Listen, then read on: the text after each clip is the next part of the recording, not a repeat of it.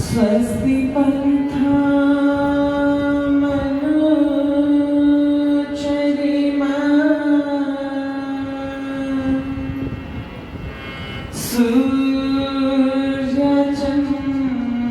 सूर्यचन्द्रमसा विवा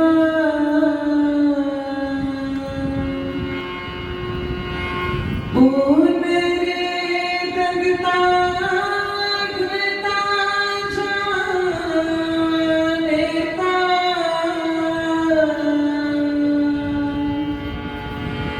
संगमे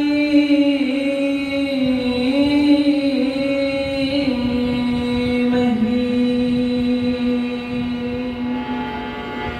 संगमे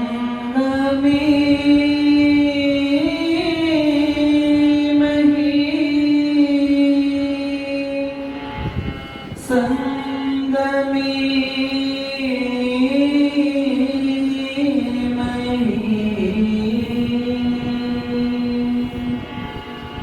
ओम शांति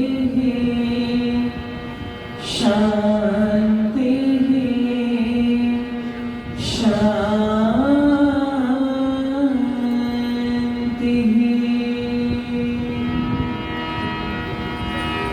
विनती है केवल एक यही, मुझे दो बुद्धि का दान दया सिंधु। विनती है केवल एक यही, मुझे दो बुद्धि का दान दया सिंधु। विनती है केवल एक यही, मुझे दो बुद्धि का दान दया सिंधु। विनती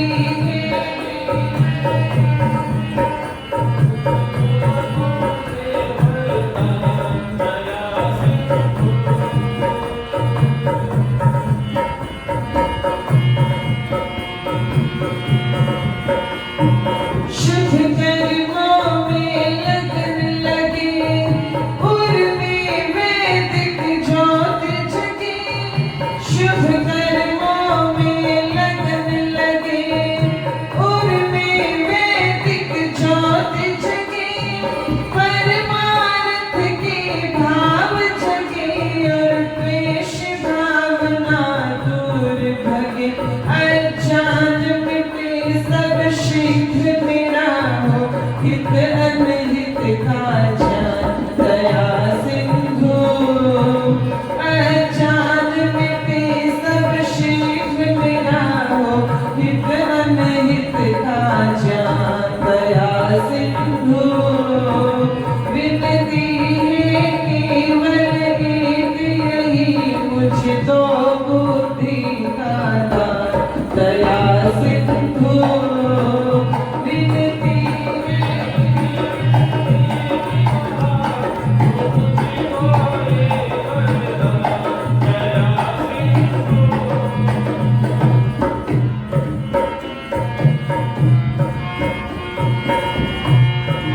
सुंदर हो चाहे रूप नहीं, बनना चाहती भूप नहीं।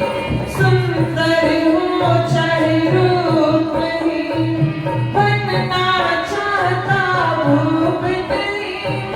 आभूषण सोना चांदी और लालों की कुछ भूख नहीं। दुख सुख में नाम नहीं बिसरे, बस नहीं तुम्हारा नाम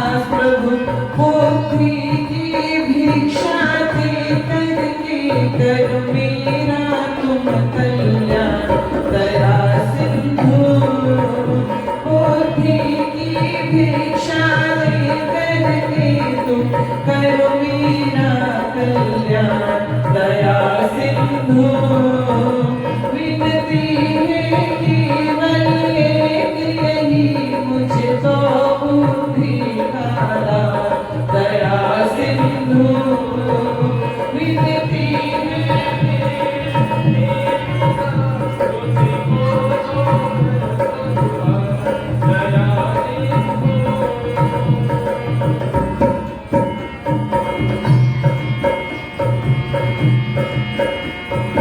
वीर बनो बलवान बनो धनवान बनो गुणवान बनो वीर बनो बलवान बनो धनवान बनो गुणवान बनो लेकिन सबसे पहले भगवान मैं तो बुद्धिमान बनो नरदेव बनो मैं हितकारी और धनु तुम्हारा दया सिंधु नरदेव बनो मैं हितकारी और धनु तुम्हारा दया सिंधु विनती है केवल एक यही मुझको बुद्धि का दान दया सिंधु दया सिंधु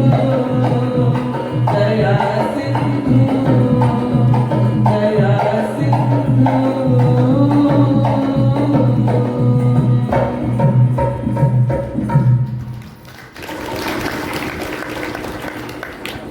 बहुत ही आदर सम्मान श्रद्धा के योग्य कुछ समय पश्चात हमारे मध्य में उपस्थित होंगे और जिनका बहुत ही सुंदर सा सारगर्भित प्रवचन हम सभी श्रवण करेंगे। ऐसे आर्य जगत के बहुत उच्च कोटि के उन्नति विद्वान श्री पूज्य आचार्य श्री हरिशंकर अग्निहोत्री जी बहुत ही आदर सम्मान श्रद्धा की योग्य अभी मेरे से पूर्व जो बहुत सुंदर भजनों के माध्यम से हम सभी का मार्गदर्शन कर रही थी मेरी छोटी बहन आर्य सुकीर्ति आर्य जी उनके पूज्य पिताजी उनकी पूजनीय माता जी बड़ी ही कुशलता पूर्वक मंच का संचालन कर रही हैं और जिनके माध्यम से मैं आप लोगों के मध्य में उपस्थित हो पाई हूँ प्रथम बार ऐसे बहुत ही सम्माननीय श्री पूज्य आचार्य श्री वाजश्रवा जी बहुत अच्छी संगति मेरे साथ में कर रही हैं आध्यात्मिक गोविंद जी इस समस्त आर्य समाज के बहुत ही सम्मानित पदाधिकारी जन सम्मुख उपस्थित समस्त धर्म के अभिलाषी सज्जनों पूजा एवं वंदना की योग्य मातृशक्ति की छोटे छोटे प्यारे प्यारे बच्चों आइए बहुत ही सीमित सा समय मेरे पास में है कुछ विचार आप लोगों के मध्य में नरदेव जी की पंक्तियां मैंने आप लोगों के मध्य में सुनाई और जिसमें प्रार्थना की गई कि परमपिता परमेश्वर हमें सद्बुद्धि देना।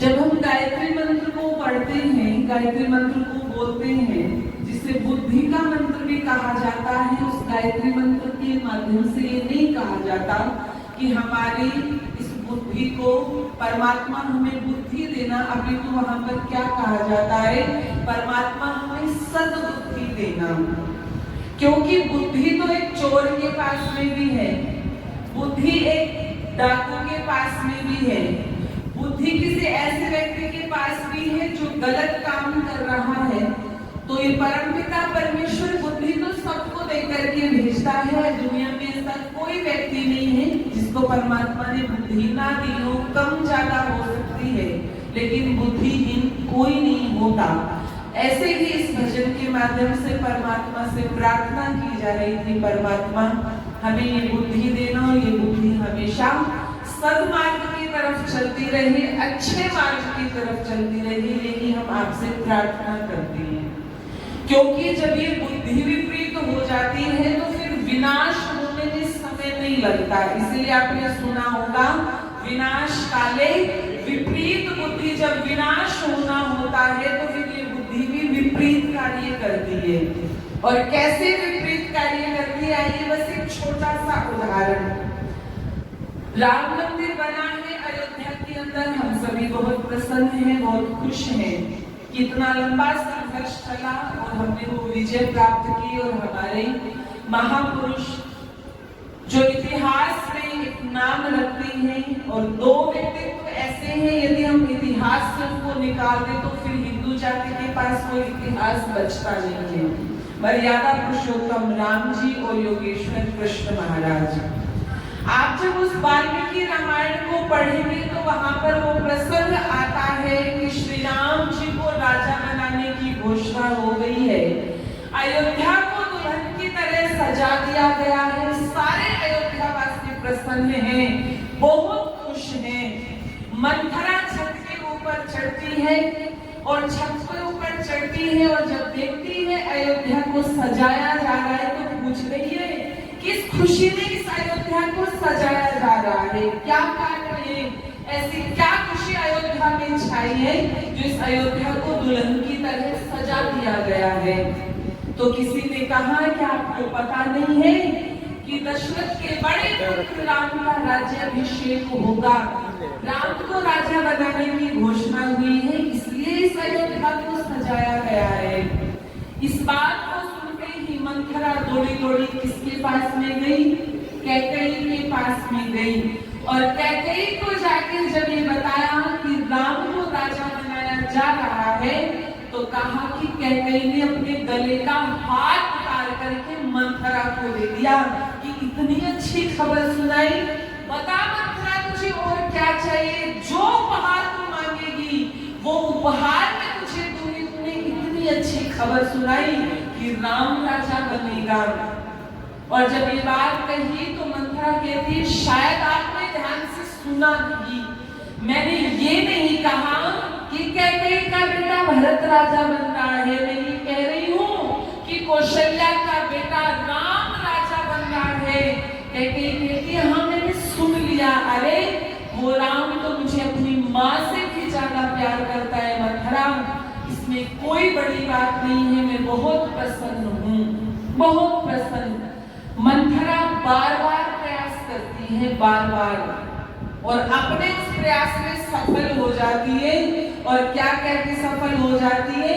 मेरा क्या है, मैं तो तेरे राज में भी दासी हूँ, राम राजा बन जाएगा मैं तो भी दासी रहूंगी, मेरा कुछ नहीं होना, मैं तो दासी थी और दासी ही रहूंगी।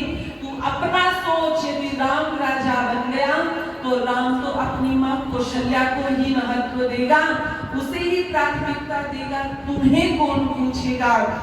ये बात कहनी थी। और ये कहा राम को राजा बनाना भी था, बना देते, लेकिन जो भरत और शत्रुघ्न ननिहाल गए हुए हैं उनको क्यों नहीं बुलाया गया ननिहाल से?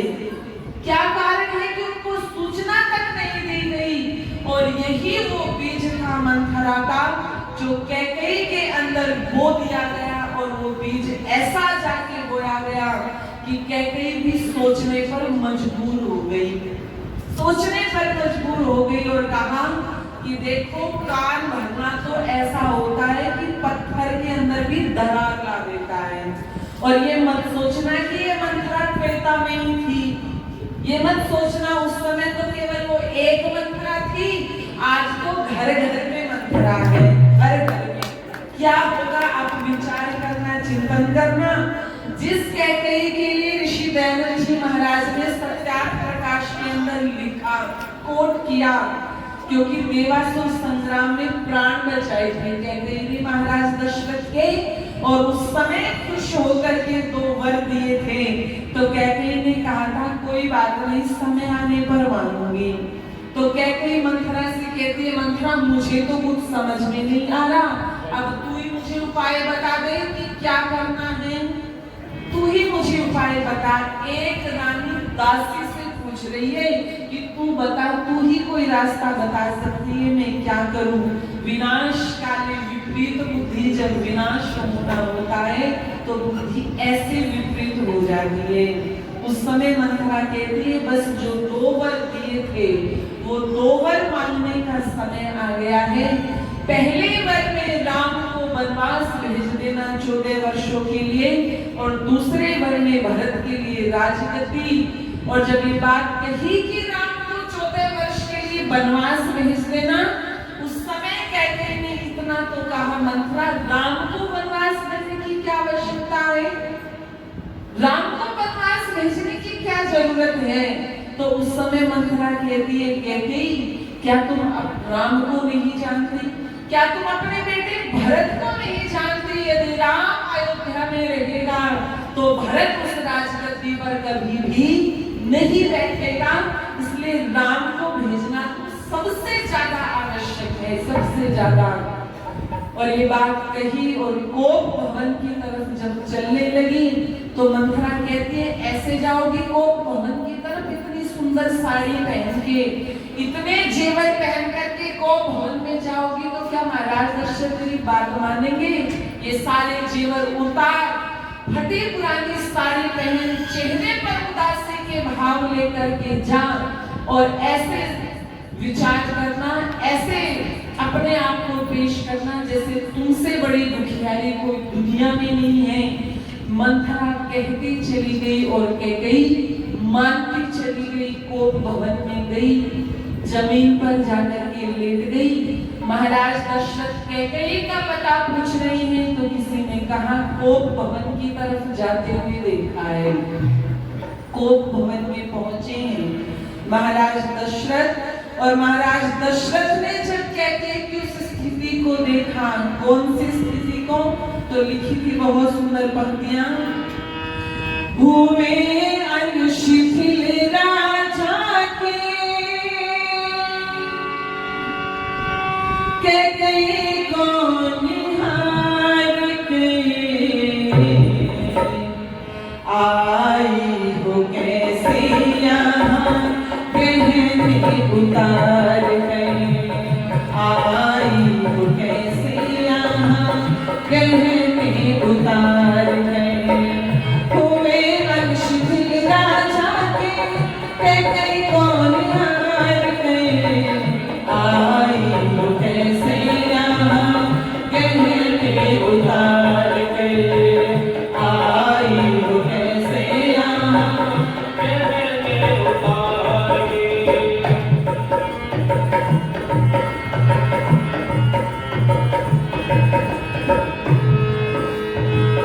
तुम्हें कष्ट दिया जिसने प्राण में निकाल दो, तुम कहो पकड़ कर उसको जेल अंदर डाल दो,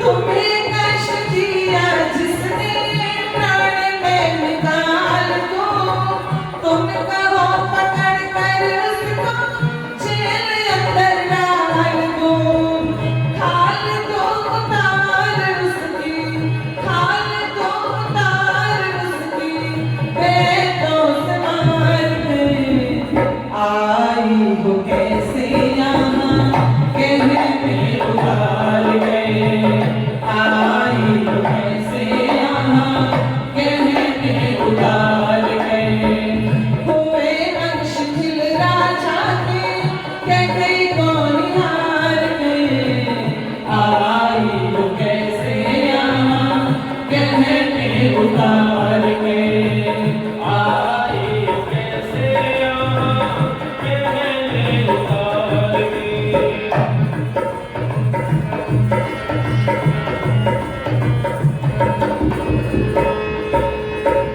वैद्य को बुलाओ, कभी कोई बीमारी हो,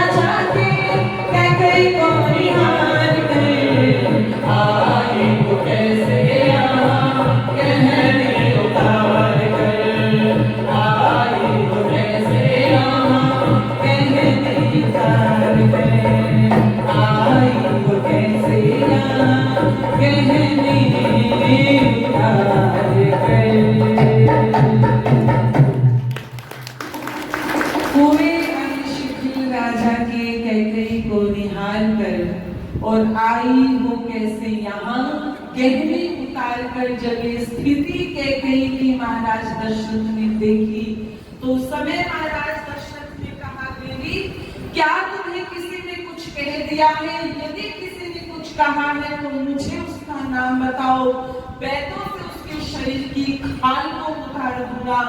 यदि शरीर में कोई कष्ट है तो मुझे बताओ, मैं वैद्य को अभी बुलाऊं कि देवी मुझे राम की सौगंध है।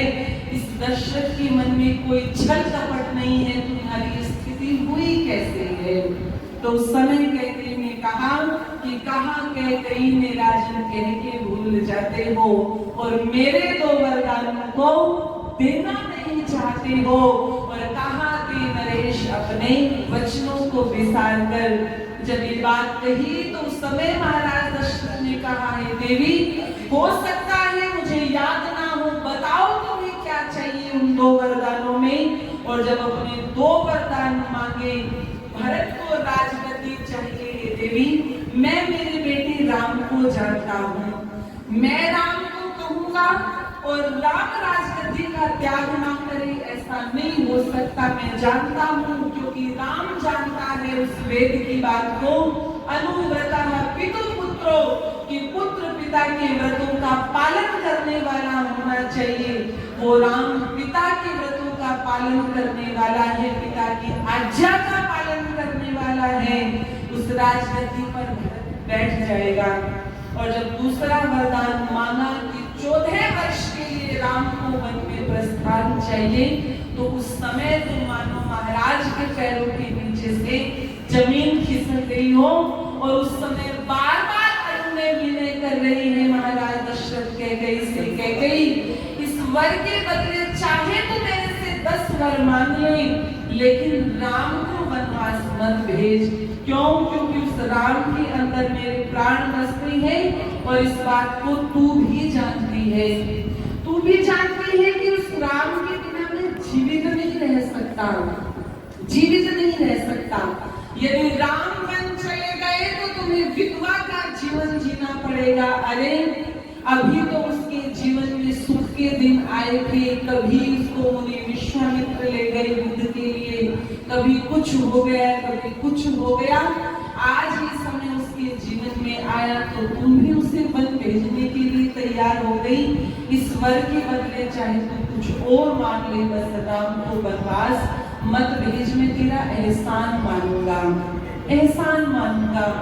लेकिन बुद्धि विपरीत है। महाराज दशरथ हाथ जोड़ जोड़ करके प्रार्थना कर रही हैं, लेकिन उसके कहीं पर कोई असर नहीं हो रहा है। और प्रार्थना कर रही है महाराज दशरथ बार बार, क्या? एहसान तुम्हारा मानूंगा, बस रानी इतना काम करो, राजा हो भरत दिया पर वनवासी ना राम करो, राजा हो भरत दिया पर वनवासी ना राम करो, एहसान तुम्हारा मानूंगा, बस रानी इतना काम करो, राजा हो भरत दिया पर वनवासी ना राम करो, राजा।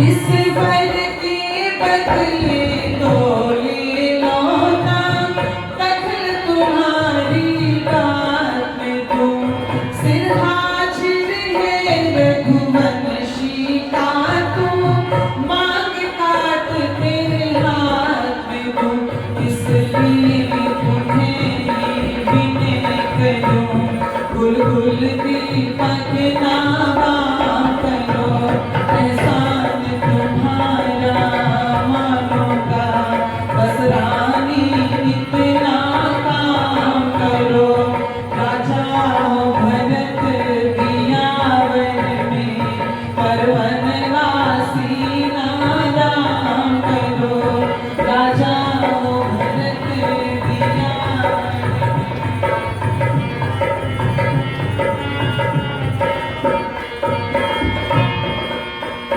बचपन से बहुत श्रम उसने किया गया, मुन संग यज्ञ रचाने को, बचपन से बहुत श्रम उसने किया गया, मुन संग यज्ञ रचाने को, वर फल खाए सोया धरणी पाकर भी राज घराने को, कुछ क्षण तो सुख से सोने दे, ना उसकी नींद हराम करो, कुछ क्षण तो सुख से सोने दे, ना उसकी नींद हराम करो, एहसान तुम्हारा मानूंगा, बस रानी इतना काम करो, राजा हो भरत दिया पर वनवासी ना राम करो, राजा।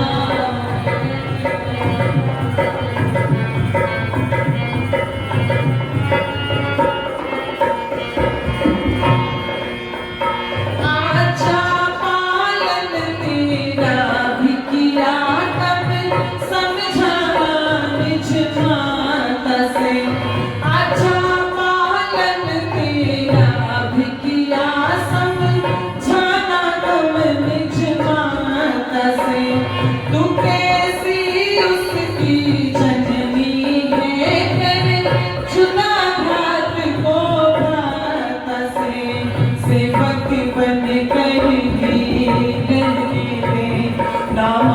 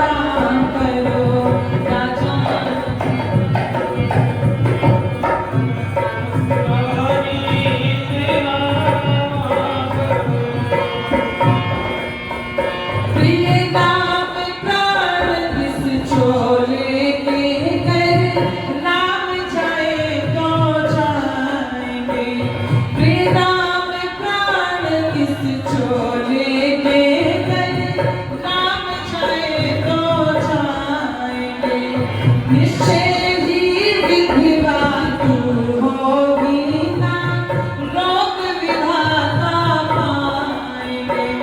निश्चय ही विधिवातु होगी ना, लोक विधाता पाएंगे। अब जाने देवन में उसको, सत्यम ना उसकी शान करो। एहसान तुम्हारा मानूंगा, बस रानी इतना काम करो। राजा हो भगत दियावर में, पर वनवासी नाराम करो। गुरुकुल दीपक नाराम करो, ना उसकी नींद हराम करो। ना मखना को मत नाम करो, पर वनवासी नाराम करो। पर वनवासी नाराम करो, पर वनवासी नाराम करो।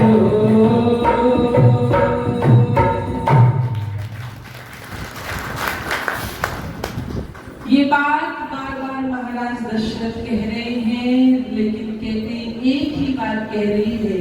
क्या आप अपने कुल की रीति को नहीं जानते कि रघुकुली रीति सदा चली आई, प्राण जाए पर वचन न जाए, प्राण जाए पर वचन न जाए। आप अपने वचनों से कैसे मुकर सकते हैं? ये बातें चलती रही, लेकिन कहते ही अपने पैरों पर अड़ी रही, अपनी जिद पर अड़ी रही। विचार करना, चिंतन करना, जिस सत्संग की बात चल रही थी, देखो मंथरा के छोटे से कुसंग में जो माता कहते हैं इतनी विदुषी है, उसकी बुद्धि के ऊपर भी ऐसा पानी फेरा, ऐसा पानी फेरा कि आज लोगों को बार बार ये समझाया जाता है कि कुसंग तो किसी का 1 मिनट का भी नहीं करना चाहिए।